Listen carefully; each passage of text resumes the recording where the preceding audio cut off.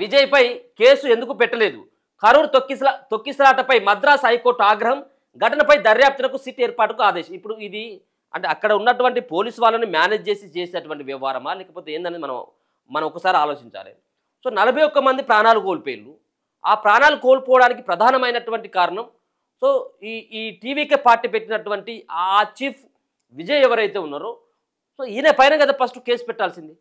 So అక్కడ ఉన్నటువంటి ఏదైతే ఆ నియోజకవర్గమో లేకపోతే ఆ ప్రాంతంలో ఉన్నటువంటి వాళ్ళపైన ఒకరిద్దరు సంబంధించినటువంటి వాళ్ళపైన మీరు కేసులు పెట్టేసి అసలైనటువంటి వ్యక్తిని వదిలిపెట్టేస్తే అది ఏంది? దాని పట్లనే హైకోర్టు సైతం కూడా తీవ్రంగా స్పందించడం జరిగింది.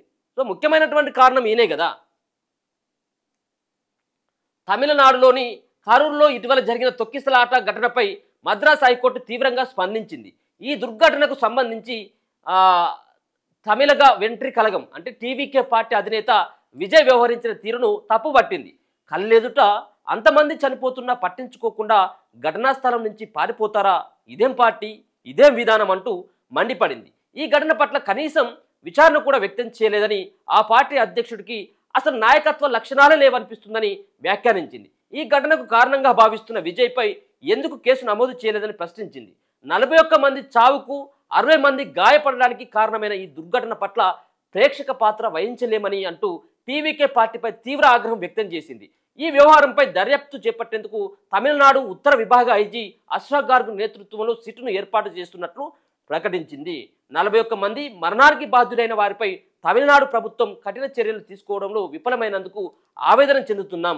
తన ప్రజల ప్రాణాలను కాపాడవలసిన బాధ్యత నెరవేర్చడంలో రాష్ట్రం విఫలమైనప్పుడు కోర్టు తన పౌరుల పట్ల బాధ్యత వహిస్తుందని విచారణ సందర్భంగా ధర్మాసనం వ్యాఖ్యానించింది. నిజంగా కూడా ఒక పక్కన ప్రభుత్వ వైఫల్యం అని చెప్పేసేమో విజయ్ చెప్తాడు, లేదు అక్కడికి రావాల్సినటువంటి వాళ్ళకంటే ఎక్కువ వచ్చింది కాబట్టి వాళ్ళదని అంటే ఒకరిపైన ఒకరు నిందలు వేసుకోవడం వరకు మాత్రమే పరిమితం అయిపోయింది కానీ తప్పించి సో అసలైనటువంటి కారణమైనటువంటి వ్యక్తి పైన కేసులు పెట్టకుండా వదిలేయడం ఏంటిది ఇది?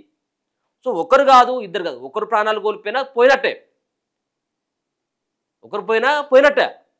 సో అట్లా అంటే ఇక్కడ ఏదో పుష్ప సినిమా కావచ్చు, మేబీ పుష్ప సినిమాకు సంబంధించినటువంటి దాంట్లో సంధ్యా థియేటర్ దగ్గర తొక్కిసలాట అయితే ఆ బాబు పరిస్థితి ఇప్పటికీ ఆందోళనకరంగానే ఉన్నట్టు ఉన్నది. వాళ్ళ తల్లి చచ్చిపోయింది. అప్పుడు బన్నీ పైన కేసు పెట్టిండు. ఆయన ఆ హీరో అల్లు అర్జున్ ఆయన పైన కేసు పెట్టిండు. కానీ మరి ఇక్కడ 41 మందికి సంబంధించినటువంటి చావులకి అసలు కారణమైనటువంటి వ్యక్తిని వదిలేయడం ఏంటిది ఇది? సో దీని పట్ల మరి అక్కడ ప్రభుత్వం కూడా స్పందించాల్సిన అవసరం ఉన్నది. అక్కడ వాళ్ళపైన చర్యలు తీసుకోవాలి కదా. అంటే ఎవరైనా కానీ ర్యాలీలు చేసుకోవచ్చు. ఇప్పుడు ఇలా విజయ్ సంబంధించినటువంటి సభలో ప్రాణాలు కోల్పోయి రేపు మళ్ళీ ఇంకో సభలో కూడా ప్రాణాలు కోల్పోతే కావచ్చు. ఒకరిపైన ఒకరు కక్ష సాధింపులు ఎందుకు, పోయిన అమాయకులైనటువంటి ప్రాణాలే కదా అని చెప్పేసి మరి అట్లా వదిలేస్తే ఇక అది మనం ఏం చెప్పలేం దానికి.